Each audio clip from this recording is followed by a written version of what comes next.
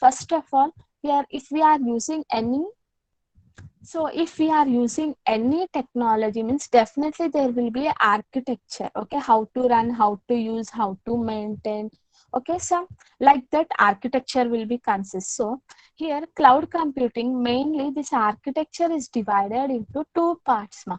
One is the front end and second one is the back end, right? Front end means we are the clients, okay, we are the users. How we are accessing to this internet? By using Chromes or some browsers, web browsers. With the help of some web browsers, we are going to be connecting to the internet and we are going to be utilizing the backend services, right? So front means here simply, here it is going to be means consist of some interfaces and the applications. Whatever this client is requesting, that all information will be provided by this backend, right? So mainly it consists of front end and backend. Once the user has been entered through web browser, okay, by entering some detail or he want to search anything, okay, have to connect to the internet and it will be identifying the type of the applications. According to that, they are going to be managing, okay, providing the services, okay, cloud going to be providing the runtime facility. And if they, after running that all thing, if they want to store, they can store, okay. If they need any infrastructures, okay, any infrastructures, it will be going to be providing either a hardware or a software infrastructure to them, okay. Finally, whatever the applications we have run, for that it will be providing security also, okay. Means for example, we are going to be doing any transaction, we'll be identifying the type of the applications, okay. According to that, it will be providing the security also, right? So like that backend is also going to be, means whenever the client is going to be providing any information, at that time it will be managing and controlling and identifying all the things according to the client or the user needs, and it will be providing the services to the client, right?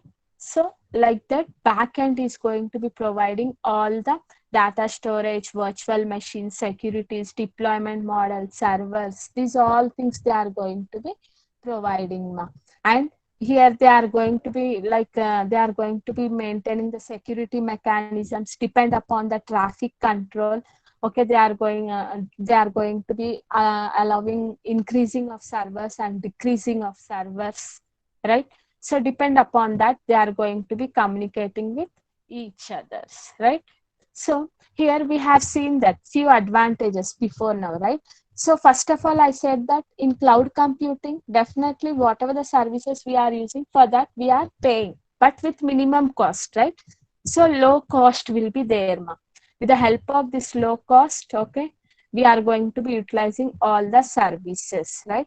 Storage capacity will be there. If I want, I can store, okay. First of all, it will be giving, for example, we people are having the Dropbox, right? So it is having some 2.5 GB, okay. Up to that we can store our information. After that, if I want to extend that storage capacity, I can extend, okay. But whatever, if I am extending, for that they are going to be charging, right?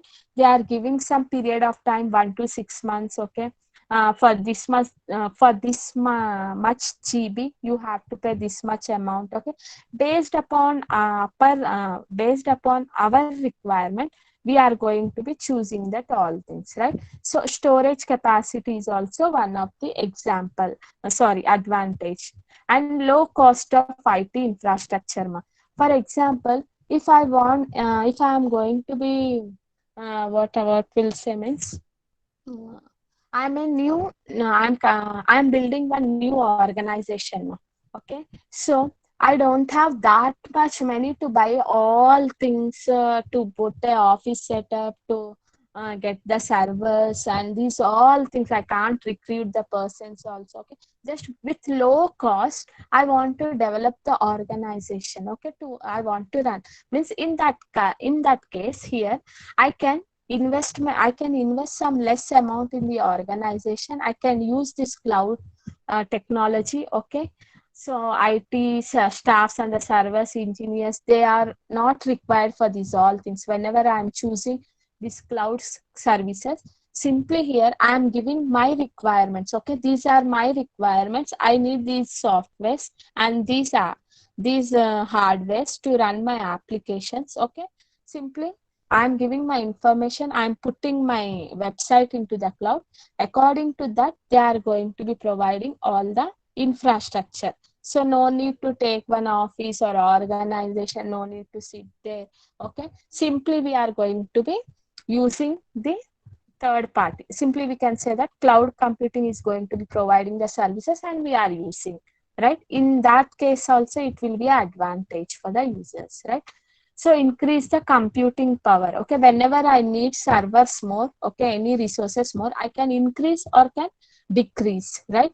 So and it will be reducing the software cost also. If I buy a software for 1 year or 2 years or some, okay, like that, there will be some discounts in that, and here they are going to be providing all that, right? So no need to purchase all the software for the organization again. If anything happens again, we have to update that. These all headaches. Okay, so simply it will be reducing the software cost also, and updating. Okay, no need to worry about the maintenance, updating of the new softwares, all things, everything. Here cloud is only going to be updating these all things, right? So mainly here we are having three disadvantages also, as we discussed. One is the internet speed. Okay, based upon that internet speed only, here all the web applications are going to be providing their services. Simply we need large bandwidth. Okay, and second, constant internet connection should be there. If constant internet connection is there means, then only we can access to the cloud services, right? And security. Okay, security issues will be there. Means whenever our data gets stored in the cloud, hence unauthorized users may can access to that data and they do something in that. Means, okay, that problem is still there. They are doing some research also in that. Okay, the main drawback in this cloud computing is also that security only, right? So these are the three disadvantages of the clouds, right? So we are having the cloud models are the types. Okay, cloud models and the types, mainly they are the two types. One is the deployment model and the second one is the service models, right? Deployment models means here whatever means, if I have hosted one application or a website, okay, I need some different deployment models. Like here we are having four types.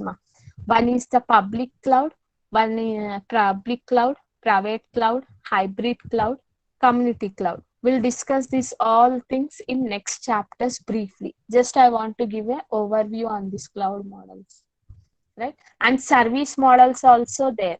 The service models mainly consist of three models. It is going to be providing like a infrastructure has a service, platform has a service, and last one just software has a service. Three services are going to be provided by this cloud models and this service models, right? Mainly these cloud models are classified into two types. One is the deployment models and the second one is the service model. Deployment model, again it is divided into four.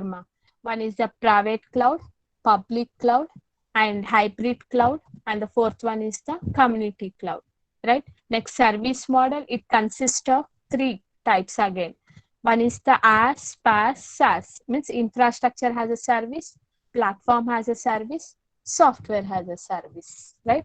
So this is about the cloud computing. So definite question in exam, they will be asking, explain briefly, okay, in detail about the cloud computing with a neat sketch. Means you have to draw that architecture.